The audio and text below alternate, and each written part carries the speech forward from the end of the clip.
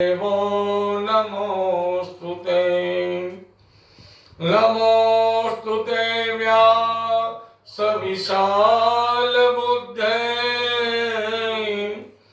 फूलारविन्दा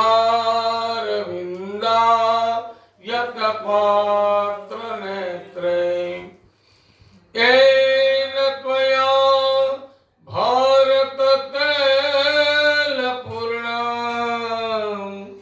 प्रज्वालितोऽग्ला नमया प्रदीपम् यं प्रव्रजन्तमनुपेतमपेतकृत्याम् द्वैपायनो विरह कातर आजुहाव पुत्रेति तन्मयतया तर्वोऽभिनेन्दु स्तं सर्वभूतहृदयं मुनिमानतोऽस्मि या कुन्देन्दुतुषारहार धवला या शुभ्रवस्त्रावृता या वीणावरदण्डमण्डितकरा या श्वेतपद्मासना या ब्रह्माच्युत शंकर प्रभृतिभिर्देवे सदा वन्दिता सा मां पातु सरस्वती भगवती निशेषजाड्यापः वक्रतुंड महाकाय सूर्यकोटि समप्रभ निर्विघ्नं कुरु मे देव सर्वकार्येषु सर्वदा नमो देव्यै महादेव्यै शिवायै सततं नमः नमः प्रकृति भद्राय नियता प्रणतास्मता आइए हनुमंत विराजिए कथा कहूँ मति अनुसार प्रेम सहित गादी धरू पधारिए पवन कुमार श्री गुरु चरण सरोज रज निज मन मुकुर सुधारी बरनऊ रघुवर विमल यशा झोदायक फलचारी बुद्धिहीन तनु जानिके सुमिरो पवन कुमार बल बुद्धि विद्या देहु मोहि हरहु कलेश विकार सियावर रामचंद्र की जय पवन तनय संकट हरन मंगल मूर्ति रूप राम लखन सीता सहित हृदय बसौ सुरभूप सियावर रामचंद्र की जय पवन सुत हनुमान की जय उमापति महादेव की जय बोलो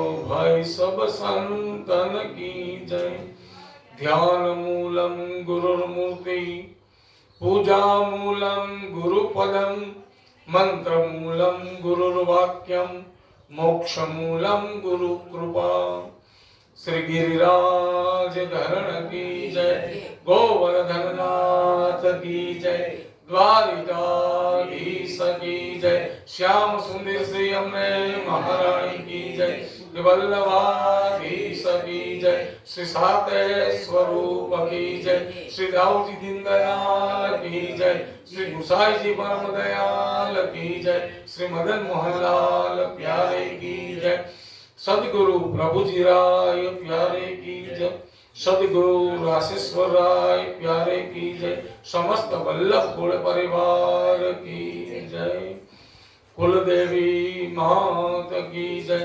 पितृनारायण देव की जय श्री हनुमान जी महाराज की जय प्रेम बोलो भवनाथ महादेव की जय रुद्रेश्वर महादेव की जय रत्नेश्वर महादेव की जय ओम नमः पार्वती पतये हर हर महादेव।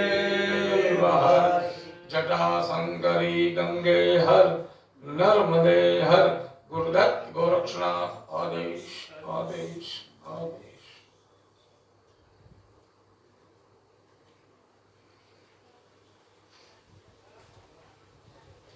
परम कृपाळु परमात्मा भगवान नंद नंदन यशोदा नंदन भगवान बालकृष्णलालना चरणारविंदनी अंदर साष्टांग दंडवत नमस्कार सहित श्रीमद भागवतनी कथाना छठ्ठा दिवसे भगवानने प्रणाम કરી અને આપ સર્વના હૃદયમાં બિરાજિત ભગવાન નરનારાયણના ચરણમાં વંદના કરી અને શ્રીમદ ભાગવતની કથાનો છઠ્ઠા દિવસની પહેલા સત્રની કથાનો પ્રારંભ।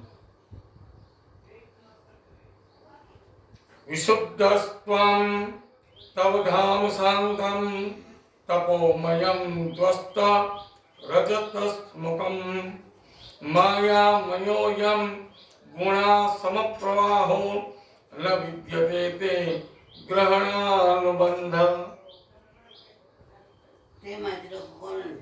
ભગવાને ગોવર્ધનનાથજીને પોતાની ટકલી આંગળી ઉપર ધારણ કર્યા। 7 દિવસ સુધી गिरिराजजीने धारण किया છે। ભગવાને એક વેત ઊંચા પોતાની ટકલી આંગળીથી ભગવાનને ઊંચા કર્યા। કેવી રીતે? ભગવાને એમ કીધું, હે ગોવર્ધનનાથ, આપ મારી આંગળીથી એક વેત ઊંચા રહો અને ન રહો ને તો તમને મારી બાંસુરીના સમજે। મને પ્રિય એવી બાંસુરી એટલે ભગવાન અધર થયા। 7 દિવસ સુધી ભગવાને ગોવર્ધનનાથજીને પોતાની આંગળી પર ધારણ કર્યા છે। જે કથા આપણે કાલે જોઈ, ઇન્દ્રનો ગર્વ ઉતાર્યો। હે ઇન્દ્ર, અભિમાન ન કરતા। આ જગતમાં કોઈનું અભિમાન રહેતું નથી। ભગવાન કહે છે કે હું ઘણા ઉપર કૃપા કરવા ઈચ્છું ત્યારે એના પદ અને પ્રતિષ્ઠાથી દૂર કરું છું। કદાચ આપણને ભગવાન પદ પ્રતિષ્ઠાથી દૂર કરે ને એમાં ભગવાનની કૃપા હોય। ક્યારેક ભગવાન આપણને પદ પ્રતિષ્ઠાથી દૂર કરી એટલે એમ માનવાનું હરી કૃપા। તમ ભ્રંશયામિ સંપદ્ભ્ય યસ્ય ઈચ્છા અનુગ્રહમ। યસ્ય ઈચ્છા, ભગવાનની ઈચ્છા થાય એ પ્રમાણે ભગવાન કરે છે। આ ભગવાનની કઠોર કૃપા જ છે। સત્તા સંપત્તિ આપણે જે કંઈ પણ ભોગવીએ છીએ, ઈશ્વરે આપ્યું હોય એ આપણું નથી। આપણે એના માલિક નથી। જે કંઈ ભગવાન આપે છે એના માલિક આપણે નથી। એ બધું ઈશ્વરનું છે એમ માની અને અહંકાર ન કરવો એ આ કથા બતાવે છે। માલિકી ભાવ આવતા જ માણસનું મૃત્યુ થાય છે। હું આનો માલિક છું, આપણે કોઈ માલિક નથી। આ ધરતી રાજા રામની પણ નથી। અહીંથી ભગવાનને પણ જવું પડ્યું છે ભગવાનનું, બધું ભગવાનનું છે। માત્ર અનુગ્રહ ભગવાનનો મેળવવો, ભગવાનની કૃપા મેળવવી। બીનું હરી કૃપા મિલાહી નહીં સંદાસ। સુરભી આવી અને ગિરિરાજજી ઉપર અભિષેક કર્યો। સુરભી ગાયે પોતાના આચરણમાંથી એમનો દુગ્ધ ધારા નીકળી અને ગિરિરાજજીનો અભિષેક કર્યો। સુંદર મજાનો ભોગ ધરાયો, 56 ભોગ। ભગવાન કૃષ્ણએ 3 વસ્તુ કરી। ગાયોનો યજ્ઞ કર્યો, ગોવર્ધનનાથજીનો યજ્ઞ કર્યો અને બ્રાહ્મણોનો યજ્ઞ કર્યો। ગાયોને પૂજા કરી, ગોવર્ધનનાથજીની પૂજા કરી અને બ્રાહ્મણોની પણ પૂજા કરી ભગવાન। જ્ઞાન માર્ગમાં સાધ્ય સિદ્ધ થઈ ગયા પછી સાધન છૂટી જાય. જ્ઞાન થઈ જાય ને પછી બધું છૂટી જતું હોય છે. ભક્તિ માર્ગમાં સાધ્ય સિદ્ધ થાય તો એ સાધન ન છૂટે. તેથી ભગવાન મળ્યા છતાં ગોપ ગોવાળિયા હોય વ્રત જપ તપ ઉપવાસ એ બધું છોડતા નથી. આપણે વૈષ્ણવો છીએ, ભગવાન આપણને મળે છે છતાં આપણે આપણા વ્રતો મૂકતા નથી, તપ કરતા અટકતા નથી, જપ કરીએ, ઉપવાસ કરીએ, બધું કરીએ છીએ. એ બધું છોડતા નથી કારણ કે ભક્તિમાં કાંઈ છૂટતું નથી. જે ભક્તિથી ભગવાન મળ્યા એ વ્રત તપ કેમ છોડાય? જેનાથી બધું મળ્યું છે, જેના વડે બધું મળ્યું છે. તો નંદ બાબાએ પણ એકાદશીનું વ્રત કર્યું. એ કેવું વ્રત હતું? 5 જ્ઞાનેન્દ્રિય, 5 કર્મેન્દ્રિય અને 11મું મન નંદ બાબાએ વશમાં રાખ્યું. એને એકાદશી કીધી છે. આમ 5 જ્ઞાનેન્દ્રિય, 5 કર્મેન્દ્રિય એ 10 ઇન્દ્રિયો, 10 દાડા, 10 દિવસ. 11મો દિવસ મનનો, એટલે ઉપવાસ કરવાનો. ઉપ એટલે નજીક, વાસ એટલે જેના થી નજીક છીએ, જેના નજીકમાં રહેવાનું મન થાય એનું નામ એકાદશી, ઉપવાસ. ઠાકોરજીની નજીકમાં રહ્યા ને એ જ ઉપવાસ. એકાદશીના દિવસે ઠાકોરજીની નજીક રહેવું જોઈએ. નજીક એટલે ઠાકોરજી આવ્યા છે અને એની બાજુ બેઠું રહેવું એમ નહીં. સતત આખો દિવસ ઠાકોરજીનું ચિંતન રહેવું જોઈએ, મનન રહેવું જોઈએ. એને એકાદશી કહેવાય. એકમ એટલે એક, પછી બી, ત્રીજ, આમ દશમ. સરવાળો કેટલો થાય બધાનો ગણો. 1 પછી 2 વત્તા 3 વત્તા 4 છેલ્લે વત્તા 10. આ સરવાળો કેટલો થાય? 54. એટલે એકાદશી પછીના દિવસો ગણો. 12, 13, 14 પૂનમ. આ સરવાળો કેટલો થાય? 54. 54 ને 54 108. આ 108 થાય. માળામાં 108 મણકા હોય. આ મણકા 108 છે, એની વચ્ચે પાછો મેર આવે. માળા હોય એની આગળ મેર હોય, મોટો પારો, એની મેર કહેવામાં આવે. એટલે એકાદશીની જે આ માળા ફરી જાય પછી મેર આવે એટલે આપણે શું કરીએ? 2 આંખે અડાડીએ, માથે ચડાવીએ. એટલે એકાદશીની તિથિ આવે ને ત્યારે એ માથે ચડાવવાનું હોય. 2 54 ફરી જાય, 108 થાય, મેર આવે. મેર એટલે એકાદશી. જે દિવસે પ્રભુ પાસે પહોંચવાનું એટલે નજીક રહેવાનું, એટલે ઉપવાસ કરવાનો, મનથી પ્રભુ પાસે રહેવાનું. તમે ભલે કથામાં હો પણ તમારું મન આ કથામાં હોવું જોઈએ. નીચે કામ કરો પણ કથા થાય છે ત્યાં તમારું મન હોય. એ એકાદશી. બધાની વચ્ચે હો છતાં ભીડમાં ન હો, એકાંતમાં રહેવું. અને એકાંતની ભૂમિકા કીધી છે. કોઈ આપણા મનમાં ન રહીએ એ એકાંત. એકાંત એટલે જંગલમાં વયું રહેવું એમ નહીં, ને એકલું રહેવું એમ નહીં, છોકરાઓથી અલગ રહેવું એમ નહીં. બધાને સાથે રાખી અને એકલું રહેવું.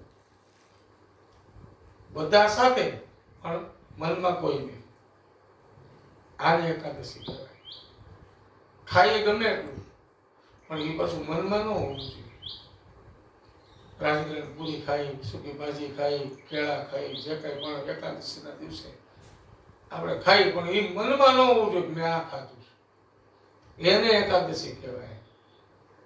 આપણા મનમાં હવાથી જ ચાલુ રહી, જે દી એકાદશી હોય એ દિવસથી જ બધું ચાલુ રહે. આજે શું કરવાનું, તો સાંભારની ખીર બનાવવાની, સૂકી ભાજી બનાવવાની, રાજગરાની પૂરી, મરચાં તળવાના, મીઠો ચેવડો મગાવવાનો, તીખો ચેવડો મગાવવાનો. અશોકભાઈ ભાવે નહીં એટલે તીખો મગાવવાનો, એમ મીઠું મીઠું ભાવે નહીં એટલે એને કે તીખું એને દઉં એમ. તો કાંઈ વસ્તુ બધી હોય પણ મનમાં નહીં રાખવાની. આ વસ્તુ એનું નામ એકાદશી છે. તમારી જ્ઞાનેન્દ્રિય, જે જ્ઞાન થાય અંદરથી, એને જ્ઞાનેન્દ્રિય કહેવાય.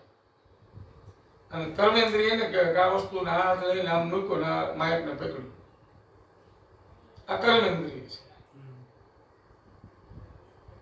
જ્ઞાનેન્દ્રિય અંદરથી બધી વસ્તુઓની ઈચ્છા કરે અને કર્મેન્દ્રિય પકડવા જાય. આંખ જોવે, હાથ, જીભ બોલે, કાન સાંભળે, પગ લઈ જાય, આ બધી કર્મેન્દ્રિયો છે. તો 5 જ્ઞાનેન્દ્રિય, 5 કર્મેન્દ્રિય અને 11મું મન. એટલે મન બધી જગ્યાએ લઈ જાય. મન એવો મનુષ્યાણામ કારણમ બંધ મોક્ષયો. મન એ બંધન અને મુક્તિનું કારણ છે. મનથી બધું થાય. મનથી આપણે અહીંથી અમેરિકા જવું હોય રાજુભાઈ ઘેરે તો તરત જ ભોગી જાય. નહીં વિઝા, નહીં પાસપોર્ટ, નહીં પ્લેન. અહીંથી સીધા વિભાબેન શું કરતા હશે, કામે ગયા હશે કે નહીં. આ એકાદશી એ નિરાહાર છે. ફલાહાર કોઈ દિવસે કરવો જોઈએ, ફલનો આહાર. ખાધા પછી મનમાં આળસ આવે કે હવે ખવાઈ ગયું એટલે હવે ઘડીક સુઈ જાય. એકાદશીના દિવસે સુવાય પણ નહીં. સતત ઈષ્ટના મંત્ર જાપ કરવા પડે. કેવા મંત્ર જાપ? શ્રી રામ જય રામ, જય જય રામ. શ્રી રામ જય રામ, જય જય રામ. શ્રી રામ જય રામ, જય જય રામ. શ્રી રામ જય રામ. વર્ષો પહેલા નાગદાદા દેરી ભાવનાબેન લાગડિયા આ ઢાળમાં સત્તાધાર જાવું કે વીરપુર જાવું, હાલ તને હાલ મારો રામ બતાવું. આ સ્મરણ થયું વર્ષો પહેલા. નાગદાદા ડેરી એમનો કાર્યક્રમ હતો અહીંયા ખોડબારીની બહાર. આ સ્મરણ છે. મન ક્યાં લઈ જાય છે કે કેટલા વર્ષ પહેલા, લગભગ 30 વર્ષ પહેલાની આ સત્તાધાર જાવું એ વચન યાદ રહ્યું. એથી કદાચ વધારે પણ હોઈ શકે. તો મન ક્યાં લઈ જાય છે આપણને? એકાદશીના દિવસે મન ઠાકોરજી પાસે રાખવું. સતત મંત્ર જાપ કરવો. જમીએ એટલે આળસ થાય, આળસ થાય એટલે સૂવું પડે, સૂઈએ એટલે સુસ્તી ચડે, પછી પ્રમાદ આવે. ગાંધીજીએ અહિંસક આંદોલન શું કામ કર્યું? આપણા ભારતીયોમાં કોઈમાં ત્રેવડ નહોતી એટલે નહીં.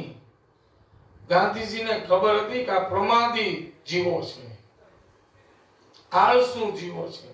એને જ્યાં સુધી જાગૃત કરીશ ત્યાં સુધી આ લોકો મારી હારે રહે.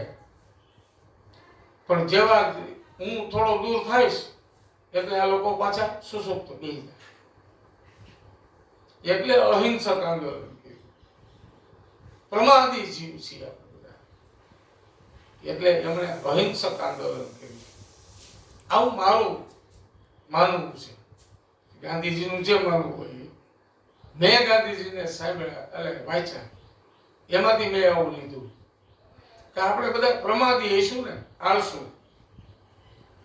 એટલે બધાને ઊંઘ આવે, બગાસા આવે, કોક જાગૃત કરે ત્યારે આપણે બધા જાગીએ. આ સનાતનમાં આમ હોય, સનાતનમાં આમ હોય, એટલે જાગૃત થાય, વળી પાછું બધું બેસી જાય. એટલે હતા જ્ઞાન. એટલે તે દિવસે ભોજનની મનાઈ કીધી છે એકાદશીમાં. નિરાહાર રહેવું, સાવ જમીએ નહીં તો શરીરમાં અશક્તિ આવે. શરીરને પોષણ દેવું પડે. ગાડી ચલાવવી હોય તો પેટ્રોલ નાખવું પડે, પણ શરીરમાં શક્તિ રહે એટલું પોષણ મળે એટલું જમવું. ઋષિઓએ નક્કી કર્યું કે પાકેલા ફળો ખાવા, દૂધ લેવાનું, એટલે સાત્વિકતા બની ગઈ. આ બધામાં સાત્વિકતા છે. ભોજનમાં તામસતા આવે. અમુક પ્રકારના ભોજનો ખાઈ એમાં તામસ આપણી પ્રકૃતિ થઈ જાય, તામસી પ્રકૃતિ. તો શક્તિ પણ ટકી રહે અને પ્રમાદી ન આવે એવું જમવું એકાદશીના દિવસે. ફલાહાર આપણે અપભ્રંશ કર્યું, ફરાળ. મૂળ શબ્દ ફલાહાર, એનું ફરાળ કરી નાખ્યું. અને હવે તો ફરાળમાં શું નથી, ફરાળમાં મસાલા ઢોસા પણ આવી ગયા. હદ થઈ ગઈ. ફરાળી ભજીયા, વાહ, બધું ફરાળી. લે ફલાહાર. નંદજી રાત્રિના સમયે ઉઠ્યા. ચોથો પ્રહર. ચોથા પ્રહરમાં શું કરવાનું હોય? ભક્તિ કરવાની હોય. ચોથો પ્રહર થઈ ગયો છે, આવું નંદજીને થયું. ઉઠ્યા. રાત્રિનો સમય છે, નંદજીને ખબર નથી. એના મનમાં એમ છે ચોથો પ્રહર થઈ ગયો. એમ માનીને કાલિંદ્રીમાં સ્નાન કરવા માટે ગયા, જમનાજીમાં. પણ એ સમય નિષિદ્ધ કાળ હતો. ચોથો પ્રહર નહોતો. અડધી રાત્રિ પછીનો જે સમય થાય અને બ્રહ્મ મુહૂર્ત પહેલાનો જે સમય થાય એ સમય હતો. નંદ બાબાને એમ થયું કે ચોથો પ્રહર થઈ ગયો છે, લાવ જમનાજીમાં સ્નાન કરી આવું. આસુરી વેળા હતી. રાત્રિના 11:30 થી 3:30 વાગ્યાનો સમય, એને નિષિદ્ધ કાળ કહેવામાં આવે. એ આસુરી વેળા ગણાય. એ કાળ દરમિયાન જળાશયમાં નવાય નહીં. 11:30 થી 3:30 એમાં નવાય નહીં, એમાં કાંઈ ખવાય નહીં. આપણે બધા એ જ કરીએ. 12:30 સુંદરકાંડ પૂરો, ભજીયા ખાઈ.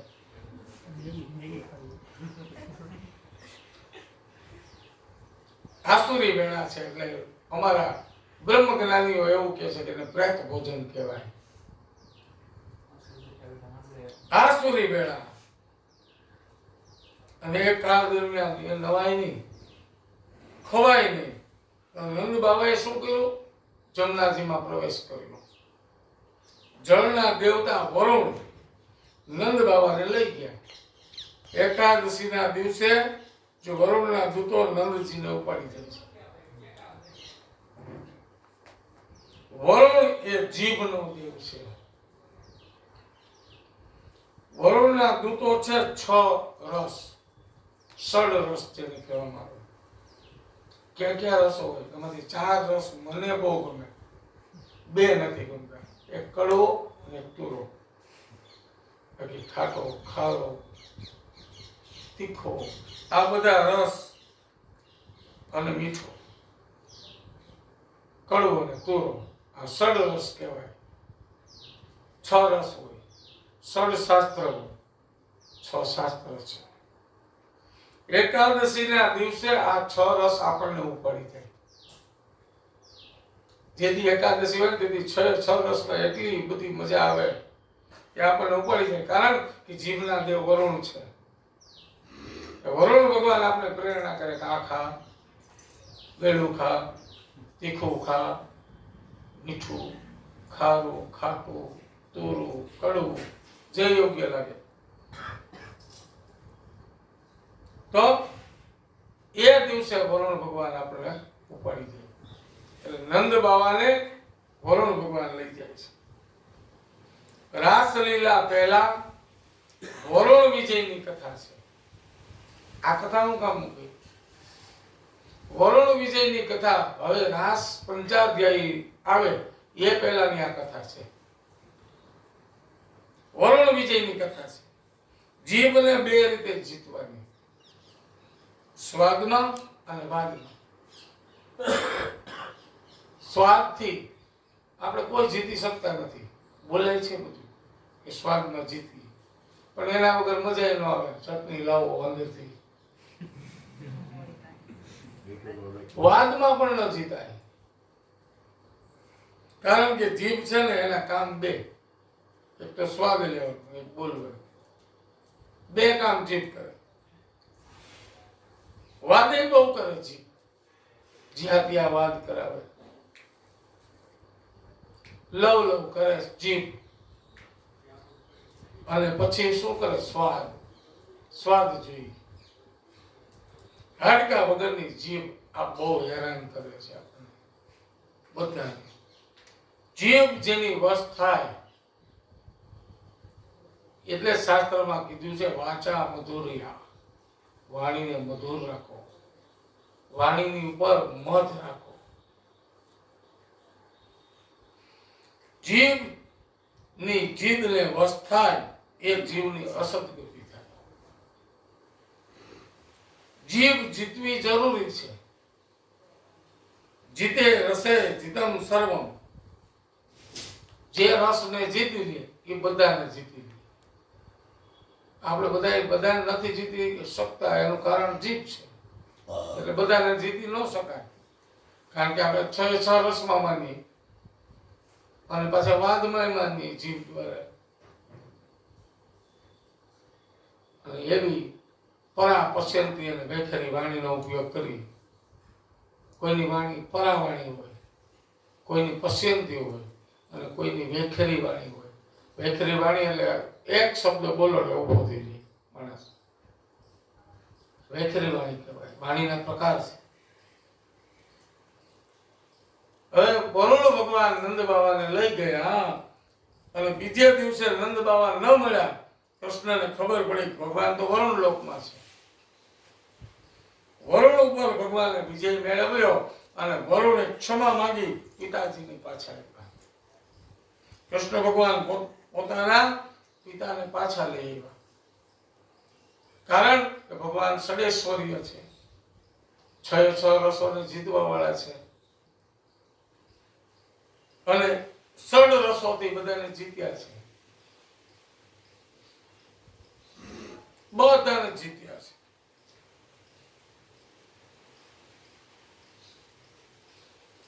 રસાનુભૂતિ ન થાય. અલૌકિક રસાનુભૂતિ. નંદજીએ વ્રજવાસીઓને વાત કરી. વ્રજવાસીઓને વિનંતી કરી અને વૈકુંઠના દર્શન નંદ બાબાએ કરાવ્યા છે.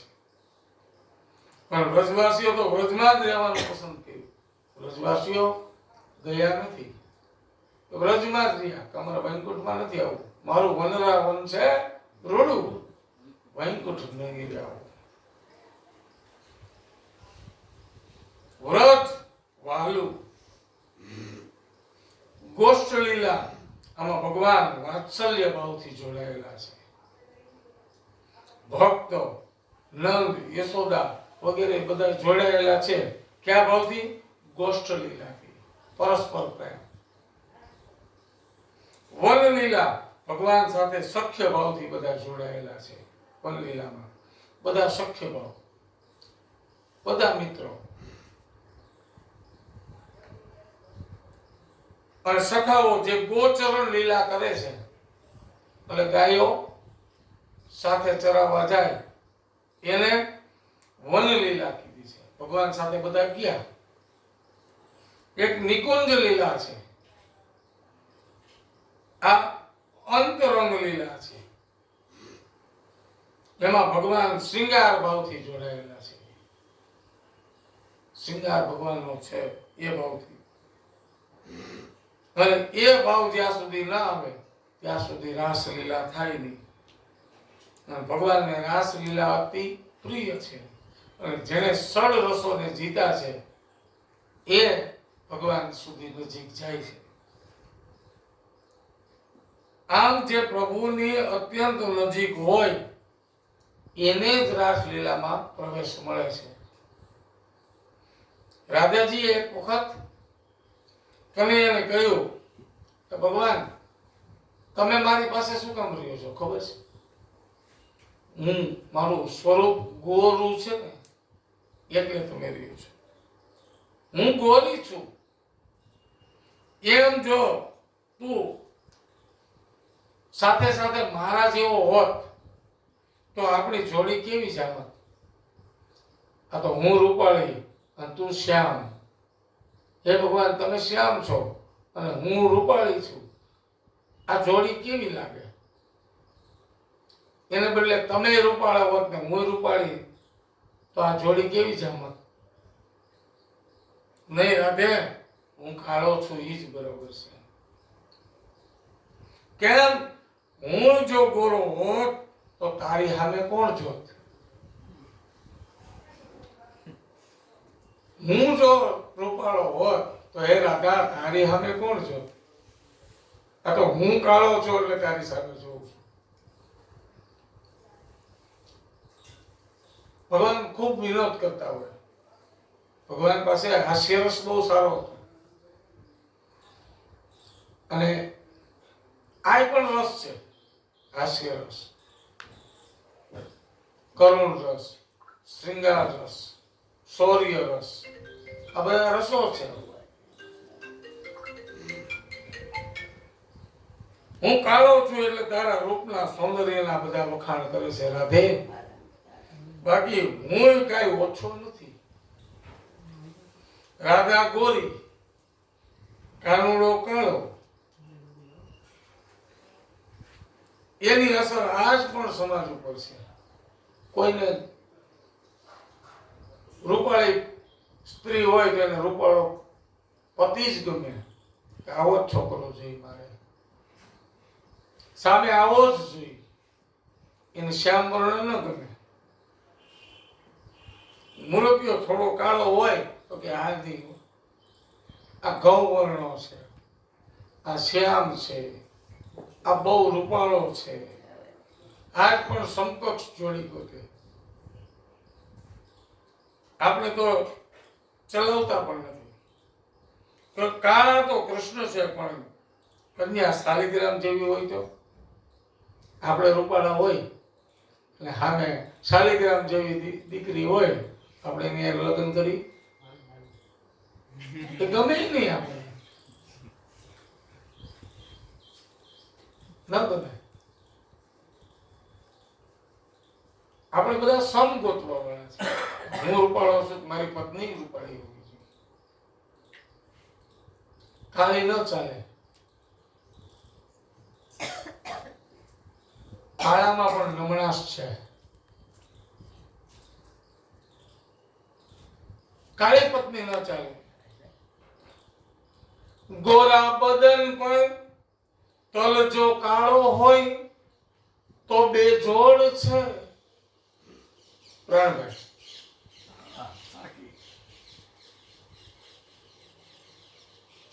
સ્મૃતિ ક્યાં ક્યાં લઈ જાય. ગોરા બદન પર તલ જો કાળો હોય તો બેજોડ છે, અને કાળા બદન પર તલ જો ગોરો હોય તો એ કોઢ છે. કોઢ લાગે. કાળું શરીર, સફેદ ડાઘ, એને કોઢ કહેવાય.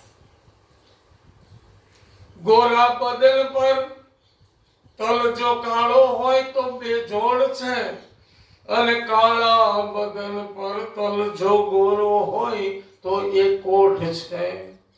ગોરી પત્ની અને કાળો પુરુષ એ તો રાધા કૃષ્ણની જોડ છે. ગોરો પુરુષ અને કાળી પત્ની એ તો રોજની માથા ફોડ છે.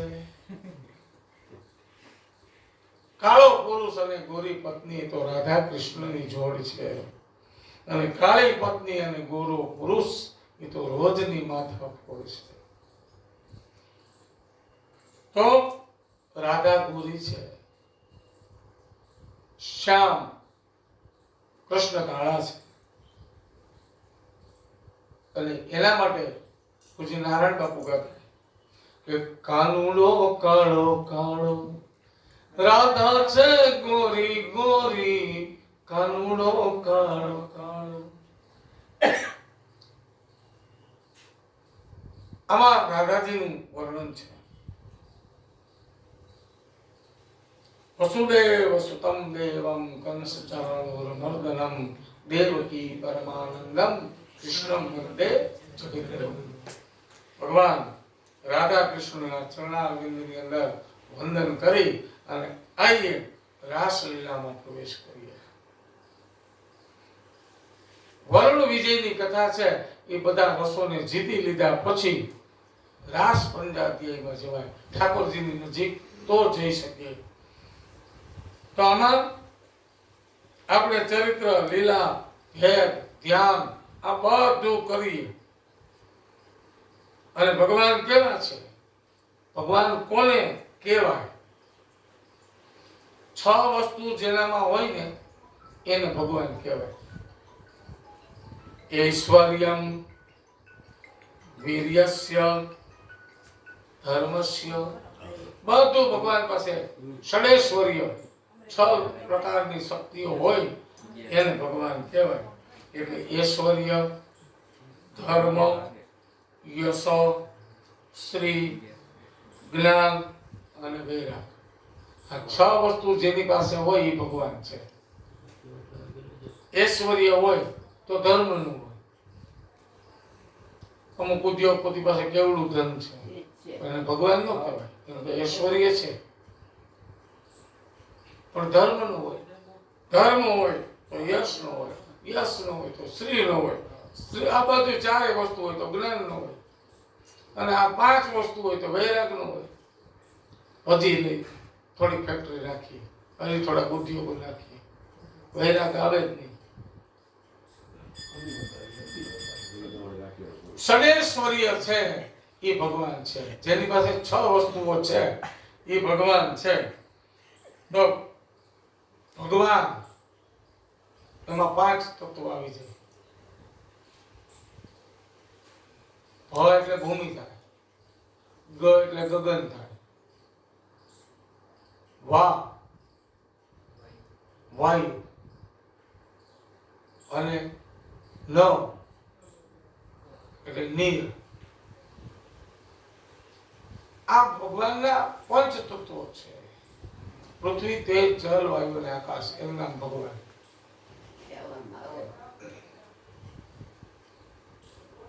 વ્રજ નંદન, નંદ નંદન, યશોદા નંદન, શ્રી કૃષ્ણ ચંદ્ર. કોણ રાસ રચે છે? ભગવાન રાસ રચે છે. કોઈ પ્રાકૃત પુરુષ નહીં, પણ સ્વયં ભગવાન રાસ લીલાનું વર્ણન કરે છે. રાસ લીલાનું આયોજન ભગવાન કરે છે. સામાન્ય વ્યક્તિ નથી, પોતે ભગવાન છે. એટલે એમાં વિકાર ન આવે. આપણે આયોજન કરીએ ને એમાં વિકાર આવે. ભગવાનમાં વિકાર નથી, ભગવાનમાં અપવિત્રતા નથી, ભગવાનમાં કામ વાસના નથી, ભગવાનમાં કાંઈ નથી. આટલી ગોપીઓ સાથે ભગવાન રાસ રમ્યા, પણ ક્યાંય કામ વાસના નથી નહીં. ભગવાનમાં આ બધું છે નહીં. વિકાર નથી, કામ વાસના નથી, અપવિત્રતા નથી. એટલે ભગવાન ઉત્સુક છે. ભગવાને મન, આ મન શું છે? મનથી બધાને બોલાવ્યા. મન એ ચંદ્રનું સ્વરૂપ છે. ચંદ્રની રાત્રિએ ચંદ્ર ખીલેલો છે. ચંદ્રને પાણીને સંબંધ છે. 15 દિવસ દરિયામાં ભરતી આવે, 15 દિવસ ઓટ આવે. આ ચંદ્રના કારણે આવે છે. ભરતી અને ઓટ એ ચંદ્રના કારણે આવે. આપણા મનમાં ભરતી આવે ને તો સમજવાનું કે ચંદ્ર આપણો પ્રફુલ્લિત છે. આપણા મનમાંથી કોઈ ઉતરી જાય તો સમજવાનું કે ચંદ્ર દૂષિત થઈ ગયો છે. આપણો મનનો ગ્રહ ચંદ્ર છે. અને એ ચંદ્રમાં જ્યારે આપણે બહુ મજા આવે, બહુ પસંદ થઈ જાય ને, સમજવાનું ચંદ્ર પ્રસન્ન છે. કોઈ આપણા મનમાંથી ઉતરી જાય તો ચંદ્ર ડાઉન છે. ચંદ્રને પાણીને સંબંધ છે. તેથી ભરતી અને ઓટ આવે. અન્ન પેદા કરનારો ચંદ્ર છે. પાણીને અને લોહીને સંબંધ છે. શરીરમાં જે જળનો ભાગ છે એ રક્ત છે. અને રક્તચાપની એટલે બ્લડ પ્રેશરની જેને તકલીફ હોય એની કુંડળીમાં ચંદ્ર જોવો જોઈએ. જેને બ્લડ પ્રેશર હાઈ લો થયા કરતું હોય એને ચંદ્ર જોવો જોઈએ એની કુંડળીમાં. આવું જ્યોતિષકારો કહે છે. બહુ બ્લડ પ્રેશર અને બધું થતું હોય ત્યારે કુંડળી ન જોઈ, ડોક્ટરને બતાવવું. હા, પછી એમાં એવું પકડી ન રાખો કુંડળીમાં ચંદ્ર આ છે નહીં તો રોયા દે. હા, તો ચંદ્ર ઉદિત છે. રાસલીલામાં શુક્રાચાર્યજી, સુખદેવજી મહારાજ વર્ણન કરે છે. સરિતા છે, ગોવર્ધન પર્વત છે, સરોવર છે. જીવે શિવ તરફ જવું હોય તો શિવની સાથે એક થવું હોય તો સરિતા પર્વત, સરિતા અને પર્વત ત્રણેયની પાસેથી 3 વસ્તુ શીખવાની છે, લેવાની છે. જળ પાસેથી નિર્મળતા લેવાય. સાધકમાં નિર્મળતા હોવી જોઈએ. જળ જેવી નિર્મળતા હોવી જોઈએ. વાસનાથી, જ્યાં સુધી વાસનાથી મલિન છે ત્યાં સુધી એ જળનો ઉપયોગ નથી થતો. વરસાદનું પાણી જાય એને ભેગું કરીને ઉપયોગમાં ન લેવાય, કારણ કે ડોળું પાણી છે. પાછું એનું પાણી સ્વચ્છ થઈ જાય પછી પાણી ઉપયોગમાં આવે. પણ સીધું પાણી હેલું જતું હોય એ ન લેવાય. વરસાદનું એ ડોળું પાણી હોય. મલિનતા છે ત્યાં સુધી જળનો ઉપયોગ ન થાય. પણ જેવી નિર્મળતા આવી જાય, ધીમે ધીમે ધીમે વહે, ત્યારે પાણીનો ઉપયોગ થાય. એમ આપણી અંદર ઈર્ષા, રાગ, દ્વેષ આ બધું છે ને ત્યાં સુધી આપણું મન મલિન છે. ત્યાં સુધી કાંઈ ઉપયોગ ન થાય. પણ જેવું નિર્મળ મન થઈ જાય એટલે બધું આપણને મળે. જીવ અને શિવની એકતા થાય. સરોવર પાસેથી સમત્વ પણ લેવાનું. સરોવરને કોઈ ભેદ નથી. કોઈ પશુ આવે, કોઈ પંખી આવે, રાજા આવે કે રંગ આવે, બધા આવે. સરિતા પાસેથી પ્રવાહ લેવાનો. સરિતા જેમ વહેતી વહેતી દરિયાને મળે એમ પ્રવાહ લેવાનો. આપણે મળવાનું કોને છે? ભગવાનને. પ્રવાહ સરિતા વહેતી છે એમ જીવન વહેતું હોવું જોઈએ. સરિતાની દોટમાં સાગરને મળવાની ઝંખના છે એમ આપણે પણ ભગવાનને મળવાની ઝંખના છે. સરિતાનો પ્રવાહ એકમુખી છે. સરિતાનો પ્રવાહ હંમેશા એકમુખી હોય. એ જાય છે તે પાછી આવવા માટે નથી. એક વખત સરિતા ગઈ એ પાછી ન આવે. એમ પોતાની જાતને ખોઈ નાખવા માટે સાગરને જેમ નદી ભળી જાય એમ આપણે ઈશ્વરમાં ભળવાનું છે. જીવ આવી રીતે શિવ પાસે જાય. કેવી રીતે જાય? કે જેમ ચોપાટમાં કૂકરા રમતા હોય અને પછી ઈ કૂકરા આમ ફરતા ફરતા ચારે પટમાં ફરતા ફરતા છેલ્લે ભગવાનના ધામમાં જાય વચ્ચેના ખાલામાંથી ચોપાટ રહેવા હોય ખબર એ બધું જ્ઞાન બતાવે છે. ચોપાટ શું છે? ચોપાટના 4 પટ હોય. એ 4 પટ એ 4 યુગ છે. સતયુગ, ત્રેતા, દ્વાપર અને કલિયુગ. આ 4 યુગ છે. ચોપાટના 4 પટ હોય ને એ 4 પટ એ 4 યુગ છે. વચ્ચેનું ધામ એ મોક્ષ ધામ છે, જ્યાં કુકરું પાકી જાય. ચારે બાજુ 4 યુગ વચ્ચે હરિધામ છે. આ જીવાત્માને પ્રભુ પાસે પહોંચવાની હામ છે. જીવાત્મા એટલે સોગઠું છે. આપણે બધા આ જીવનની ચોપાટના સોગઠા છીએ. 4 પટ એ 4 યુગ છે. સતયુગ, ત્રેતા, દ્વાપર, કલિયુગ. વચ્ચેનું ગામ મોક્ષ ગામ, જ્યાં કુકરું પાકી જાય. ભલે પછી એના 4 પટના ખાના હોય. કેટલા ખાના હોય એ તો ભૂલી ગયા આપણે કેટલા હોય. બાકી 8 ની 3 લાઈન હોય. 8 ખાના હોય. 8 કરી 24 ખાના હોય. આ 24 ખાના એ શું બતાવે છે? 84 લક્ષ યોનિમાં જીવ ગમે છે. આ બધા ચોકઠા વખતે આપણે જવું પડે ને. 5 પડે, 7 પડે, 8 પડે, પગડું આવે. એમાં આપણે એક એક ખાના પસાર કરતા જવા પડે. એમ 84 લાખ યોની છે, એમાં જીવ ગમે છે. આપણે બધા જીવ ગમે છે. અને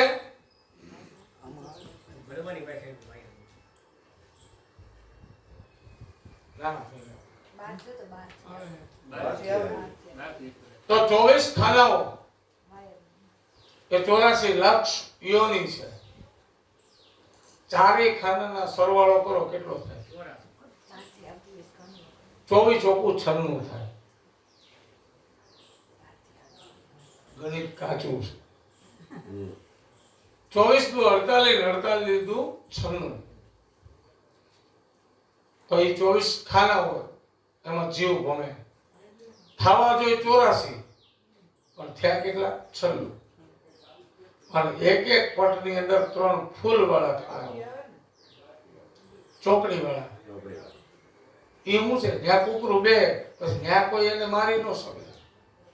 જ્યાં કુકરી આપણી હોય તો કોઈ મારી શકે નહીં. એમ 24 ખાનાઓ એમાં દેખાય છે. આ ચોકડીના 12 બાદ એમાંથી થાય છે. 96 માંથી 12 કાઢી નાખો કેટલા થાય? 84. એક તો લક્ષ 84 કહેવાય છે રે. એ લક્ષ 84 છે. 84 લક્ષ યોની છે. અને એના 4 કલરના સોગઠા, લાલ, પીળા, લીલા અને કાળા. આ 4 કલરના ચોપાટના કુકરા છે. એ કુકરા કોણ છે? આપણે પેલા લાકડાના કુકરા હતા ચોપાટમાં, પણ આ જીવનની ચોપાટના કુકરા આપણે છીએ. કોક લાલમાં છે, કોક પીળામાં છે, કોઈ લીલામાં છે, કોઈ કાળામાં છે. સંતોએ કીધું છે લાલ રંગ એ ક્રોધનો રંગ છે. સાસુ કારણ વગર બહુ ઉપર ક્રોધ કરે, સમજવાનું લાલ.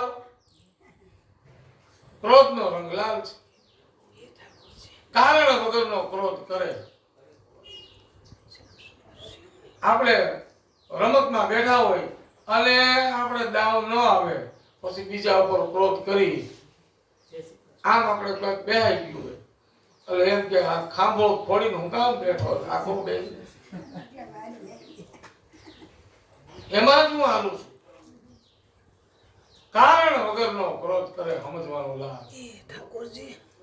એમાં એનો દોષ નથી. નક્કી કરી નાખવાનું આપણે લાલમાં છે, પીળામાં છે, કાળામાં છે કે લીલામાં? સંતોએ કીધું છે પીળો રંગ એ લોભનું પ્રતીક છે. અતિશય લોભ કરે સમજવાનું પીળું સોકઠું. એમાં હું તમારે આવી છું, ક્યાંય બહાર નહીં.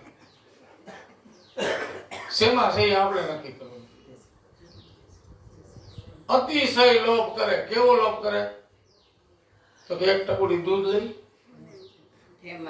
એમાં આખું ઘર વાળું કરી, એમાં વધે એમાં તમારે બેન મેળવડ નાખીને દહીં બનાવે, સવારે દહીં જામી જાય એટલે છાશ ફેરવી, આડોશી પડોશી છાશ આપી લે એક ટપુડીમાં.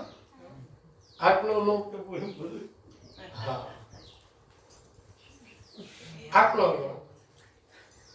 સમજવાનું પીળું સોકઠું અને કાળું સોકઠું. સંતો કહે છે કે કાળો રંગ એ કોઈ દેતો હોય જેનામાં કુટિલતા છે, કાળાશ છે, આ બધું છે સમજવાનું કાળું સોકઠું. કોઈ દેતો હોય અને દેવા ન દે સમજવાનું કાળું સોકઠું. કોઈની હગાઈ તોડાવી નાખે સમજવાનું કાળું સોકઠું. તેને ગમે નહીં, કુટિલતા છે, કાળાશ છે જેના મનમાં. અને લીલું સોકઠું જેને હરિયાળું જીવન ગમે છે એ બધા સંતો છે. આ ચોપાટના આપણે બધા સોકઠા છીએ. અને પછી સોકઠું અંદર જાય, વચ્ચે જાય. બધાને માર્યા હોય, ચારે પટમાં જઈ અને આપણે દાવ લીધા હોય, પાછા આવ્યા હોય આપણે ભાડા 5 7 5 એમ છઠ્ઠા ખાઈ ત્યાં પડી હોય કુકરી મારે, ત્યારે ગોઠણિયા પર ઉભો થઈ અને કુકરી મારે, જાણે આપણા માથામાં પાણો મારતો હોય એવું લાગે. પણ વચ્ચે પછી બધા માર્યા પછી કુકરું પાકવા માટે જાય ત્યારે કેવી રીતે જાય? ઊંધું જાય, હુતું જાય. જેને સત્તાનો અભિમાન હોય, જેને સંપત્તિનો અભિમાન હોય, આ બધા પછી છેલ્લે ભગવાનના મોક્ષ દ્વારે જાય ને ત્યારે ફૂતા જાય, મેં કાંઈ નથી કર્યું, મેં કાંઈ નથી કર્યું. અને ભગવાનના ચરણમાં માથું રાખીને જાય મોક્ષ બાજુ. છેલ્લે આવે, છેલ્લું ખાલું, અને પછી ગમે દાવ નાખે ને આવે નહીં. પછી નો મોક્ષ તરફ જવાય, નો સંસાર તરફ હોવાય, પછી કાંઈ ન થાય. અંતે ત્રિશંકુની જેમ લટકવું પડે. ત્યાં જાય પછી જેને કુકરી પાકી ગઈ ને ચારે ચાર, એ પછી શું કરે? કુકરું ગાંડું કરે, એક કુકરી ગાંડી કરે, ફરી વખત એ રમવાનું ચાલુ કરે. અને પછી જેને તોડ ન હોય એને તોડ દેતા જાય, જેને સમાજમાં ઉપયોગી કામ કરવા જોઈએ એને બોધ દેતા જાય. આવા સાધુ સંતો એ પછી કુકરી ગાંડી કરે એને લોકો ગાંડા કહે. નરસિંહ મહેતાને પાગલ કીધો, તુકારામ, મીરા, આ બધા એને લોકોએ ગાંડાની વણઝાર, આ બધી ગાંડાની વણઝાર છે આવું લોકોએ કીધું. પણ એ તો બધાને જ્ઞાન આપે છે. તો કોઈ પણ વસ્તુ લ્યો ને એમાં જ્ઞાન પડેલું છે. ગમે ત્યાં જાઓ તમે જ્ઞાન છે. અને જ્ઞાન હશે પણ તમારામાં રાગ, દ્વેષ, ઈર્ષા, મલિનતા, કુટિલતા, કાળાશ આ બધું હશે ને ત્યાં સુધી ઠાકોરજીના રાસની અંદર પ્રવેશ નહીં મળે. કુસુમિત વન છે, ભગવાનનો દિવ્ય શ્રૃંગાર છે. ભગવાન બાંસુરી લઈને બાપે બિહારી, ચાંદનીની રાત્રિ છે. વૃંદાવનમાં ભગવાન પધારે છે. પૂર્ણિમાનો ચંદ્ર છે, આકાશમાં સુંદર ચંદ્ર શોભાયમાન છે. ચાંદનીમાં આખું વૃંદાવન ભીંજાઈ રહ્યું છે. ચંદ્રમાનું અંજવાળું પણ એટલું સરસ છે. વૃંદાવનના વૃક્ષોમાંથી ગળાઈને જાણે ચંદ્રમાના કિરણ આવતા હોય એવું લાગે. ચંદ્રમાના પ્રકાશના ચાંદરણા ધરતી ઉપર પડતા હોય એવું લાગે. યમુના ધીરી મંથર ગતિએ વહી રહી છે. શીતળ મન સુગંધી પવન વાયરો ધીરે ધીરે વાય છે. ગોવર્ધન પર્વત ચંદ્રમાની ચાંદનીમાં સફેદ ચાદર ઓઢી અને કોઈ જોગિંદર જાણે શિયાળાની કાયદમાં બેઠો હોય ને એવું લાગે. કૃષ્ણ એક વૃક્ષની નીચે ઉભા છે. પગની આંટી મારેલી છે. લલિત ત્રિભંગી વિના છે. ડાબા ખભા ઉપર મસ્તક સહેજ ઝુકાવેલું છે અને ઝુકાવેલું છે, વાંકો છે, તેથી પ્યારો લાગે છે. એને આપણે બાકી બિહારી કહીએ છીએ. બાકે બિહારીલાલ એને પુકાર કરીએ ચિંતવન પણ બાકી ઉભા રહે. વાંકા ઉભા રહીએ તો ભગવાન કૃષ્ણ હારો લાગે. કેટલો સરસ લાગે. પગની આંટી મારી ઊભો હોય તોય હારો લાગે, બેઠો હોય તોય હારો લાગે. ઘણા ની આ ગોલ્ડ ગિફ્ટ કહેવાય. ઘણા લોકો આમ બેઠા હોય તો આપણે એમ લાગે ગમે એ એંગલથી લ્યો એમાં કાંઈ ઘટે જ નહીં. ગમે એમ ફોટો પાડો સારો જ આવે. પછી પાછળથી ફોટો પાડે ને તોય સારો આવે. માત્ર વાળ દેખાય ને સહેજ મોટું દેખાય. કોઈ પણ એંગલથી તમે લ્યો સારા જ લાગે. કોઈને આવી ગોડ ગિફ્ટ હોય કૃષ્ણજીની. જે બોલે થાય. ભગવાન કૃષ્ણ વાંકા ઉભા રહીએ, પગની હાથી મારીને ઉભા રહીએ, માથું ઝુકાવીને ઉભા રહીએ, બાંસુરી ધારણ કરે, બધી રીતે સારા લાગે. અધરાલ્પિત વેણુને ધારણ કરે અને ભગવાને વાંસળી વગાડી એટલે આવાહન કર્યું. કોનું? ગોપીઓને બોલાવે છે ભગવાન વાંસળી વગાડી. બોલાવો હોય ને તો આજના સમયમાં ફોન કરવો પડે. વ્રજ કુમારિકાઓ, ઋષિ રૂપા ગોપીઓ, સાધન સિદ્ધા ગોપીઓ, શ્રુતિ રૂપા ગોપીઓ. ગોપીઓ કોણ હતી? આ ઋષિનું રૂપ, ઋષિઓ રૂપ ગોપીઓનું લઈને આવ્યા. એને ગોપી કહેવાય. ત્યાં સ્ત્રી અને પુરુષનો ભેદ નથી. આ સ્ત્રી છે, આ પુરુષ છે. ઋષિ રૂપા છે. સાધન સિદ્ધા ગોપીઓ છે. જેને સાધનાને સિદ્ધ કરી છે એવી ગોપીઓ છે. શ્રુતિ રૂપા છે. શ્રુતિનું સ્વરૂપ છે. સ્વયં સિદ્ધા ગોપીઓ છે. પોતાની રીતે સિદ્ધ છે. સ્વયં સિદ્ધા ગોપીઓ. આ ગોપીઓના પ્રકાર છે.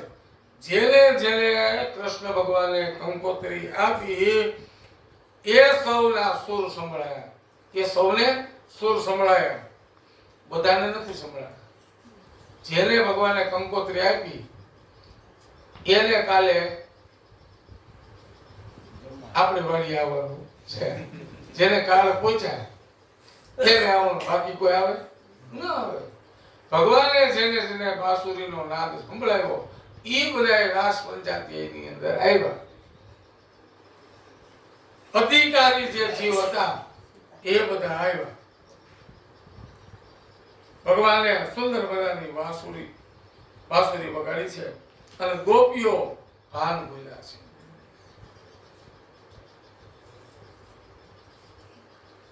અદમ્ય આકર્ષણ છે. નાદ બ્રહ્મ વડે પરબ્રહ્મ પરમાત્માએ ગોપીઓનું આવાહન કર્યું.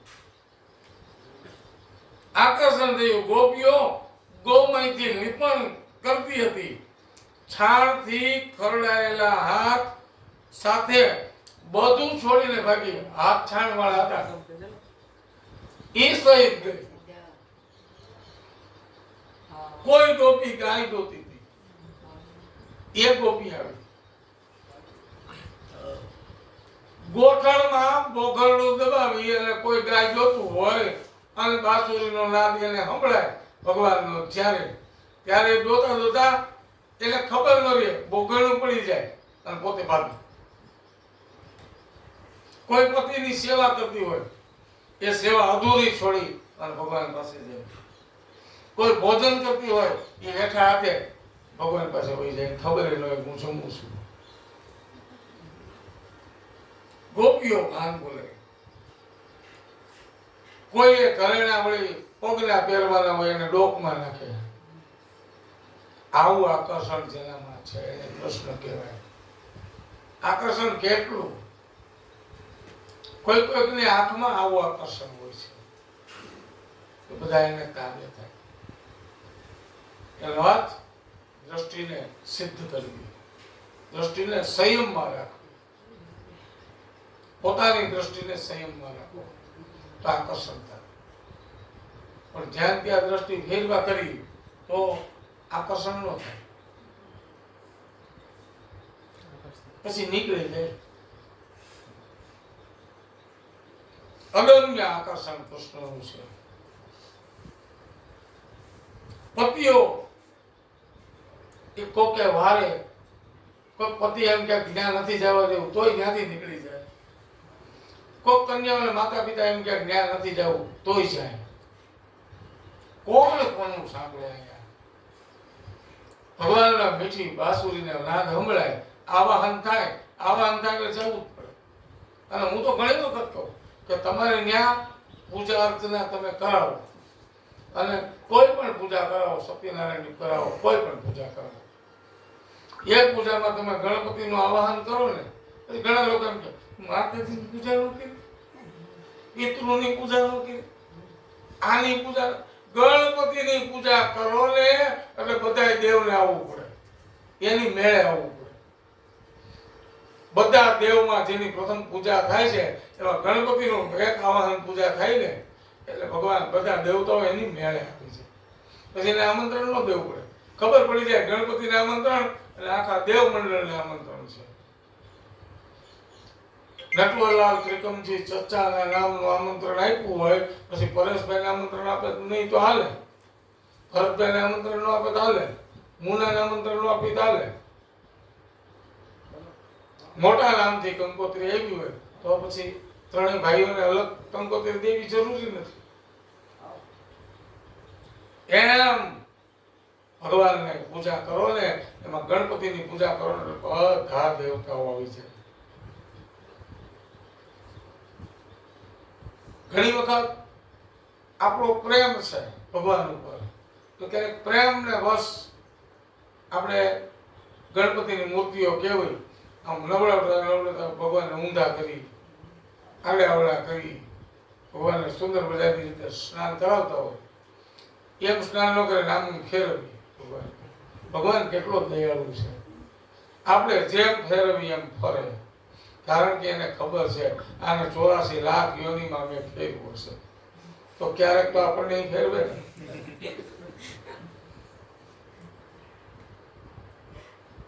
ભગવાન આવા છે. તો ભગવાને જેને આવાહન આપ્યું, જેને કંકોત્રી આપી, એ બધા આવવા નીકળી ગયા.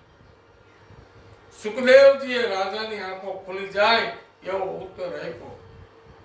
અને પ્રશ્ન કેવો હતો? સત્વગુણ, રજોગુણ ને તમોગુણ આથી બંધાયેલા બધા હતા જીવો, છતાંય ભગવાનના રાસની અંદર આવ્યા. સુખદેવજી કહે છે, રાજા, કોઈ પણ વ્યક્તિ હોય, સત્વગુણી હોય, રજોગુણી હોય, તમોગુણી હોય, ભગવાનનું નિમંત્રણ એને મળે, ભગવાનની કૃપાથી મળે તો ભગવાન એને બોલાવે છે. આમ ગોપીઓ પ્રભુમાં તન્મય થઈ, કામથી બની પણ પ્રભુ પ્રત્યે જ્યારે સમર્પિત થાય ત્યારે એનામાં કોઈ કામનાઓ રહેતી નથી. ભક્તિ જ ભગવાન બની જાય. ભાગવતમાં ભગવાન પોતે કહે છે કે મારામાં જેને પોતાની બુદ્ધિ આરોપિત કરી, મન પુરવી દીધા, એને પછી કોઈ કામનાઓ અધૂરી રહેતી નથી. એ કામ રહેતો નથી. જેને હરિની કથા સાંભળી નથી એના કાન નથી, પણ સર્પને રહેવાના દર છે એમ. અને ભગવાન તો સુંદર મજાના છે. એનો કોઈ આકાર નથી, નિરાકાર બ્રહ્મ છે, નિરાકાર નથી. આ તો આકાર આપણે આપ્યો કે ભગવાન ઠાકોરજી આવા છે, જેનું સુંદર સ્વરૂપ આ છે. એ આપણને જે સ્વરૂપ દેખાણું એ સ્વરૂપ આપણે માનીએ. બાકી ભગવાન એવા છે નહીં. ભગવાન તો નિરાકાર બ્રહ્મ છે, જેનો આકાર જ નથી. એ તો બીબામાં આપણે નાખ્યું કે ભગવાન આવા છે એટલે ઠાકોરજીનું રૂપ બાલકૃષ્ણનું છે એમ માનીએ. બાકી તો નિરાકાર બ્રહ્મ છે, એનો કોઈ આકાર નથી. આ તો આત્મ તત્વની વાત છે, બ્રહ્મ તત્વની વાત છે. અને બ્રહ્મ તત્વની અંદર ગોપયતિ શ્રી કૃષ્ણમ સહૃદયે સા ગોપી, પોતાના હૃદયમાં જે કૃષ્ણને છુપાવે. ભગવાન જેને જેવા દેખાણા એવી મૂર્તિ એને કરી. કોઈને યોગેશ્વર દેખાણા એટલે યોગેશ્વર ભગવાન હાથમાં ચક્રધારી છે. કોકને બાલકૃષ્ણ દેખાણા, કોકને ભીલના બાણે હણાતા હોય એવા દેખાણા. નરસિંહ મહેતા એના પ્રમાણે દેખાણા, માધવરાય એવા દેખાણા. જેને જેવા ભગવાન દેખાણા એવી મૂર્તિનું એને સ્થાપન કર્યું. બાકી તો નિરાકાર બ્રહ્મ છે, આકાર નથી. આકાર તો આપણો છે કે આવા દેખાય છે.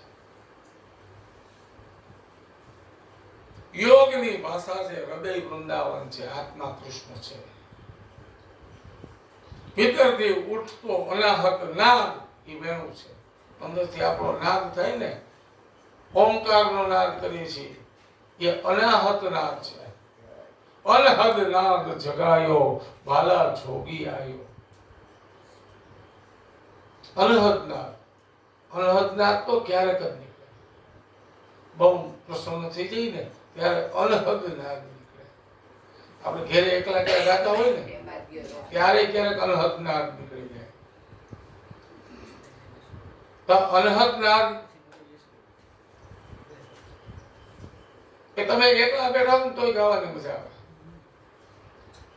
પછી આ સુર કાંઈ ન હોય. અને આપણે મોજમાં ક્યારેક બાથરૂમમાં ગાતા હોય, સુંદર મજાના ગીતો ગાતા હોય, ભગવાનના ભજનો ગાતા હોય, ભગવાનની સાખીઓ ગાતા હોય. હું એકલો કથા કરતો, શરૂઆતમાં હું જ બોલું અને હું જ સાંભળું, આમ કથા કરતો. માયલો બોલે માયલો સાંભળે. અમારે ખાઈટ હતી ઓસરીમાં, નાની નું ઘર, અને ત્યાં બેઠો બેઠો હું કથા બોલું એકલો અને એકલો સાંભળું. નાનીમાં એનું કામ કરતા હોય અને હું કથા કરતો. અને એક ગોપી હતી, હૃદયમાં જે ભાવ છુપાવી ઈ ગોપી છે. બધા હજારો ગોપીઓ, ઝુંડે ઝુંડ ગોપીઓ આવ્યા અને સુંદર મજાની ગોપીઓ આવ્યા અને ભગવાને બધાનું સ્વાગત કર્યું. સ્વાગતમ વો મહાભાગા પ્રિયમ કી કરવાણી વા વજલસ્યા નામયમ કચ્ચિત વૃતાગમનમ કારણમ. ભગવાનની ગોપીઓ, હે મહાભાગ્યશાળી, તમારું બધાનું સ્વાગત છે, પધારો. અને સુંદર મજાનો ભગવાને રાસની રચના કરી, ભગવાને સુંદર રાસ લેવડાવ્યા. આવી રાસની કથા છે. ભગવાનને પ્રાર્થના કરી જે કઈ રાસ પંચાયતી અને એમાં ભગવાને બધાને બોલાવ્યા. એમ રાસ પંચાયતીની અંદર સર્વને આપ બોલાવશો એ જ ભાવના સહિત શ્રી ગિરિરાજ ધરણ કી જય, ગોવર્ધનનાથ કી જય, દ્વારિકાધીશ કી જય. 5 મિનિટ સાહેબ.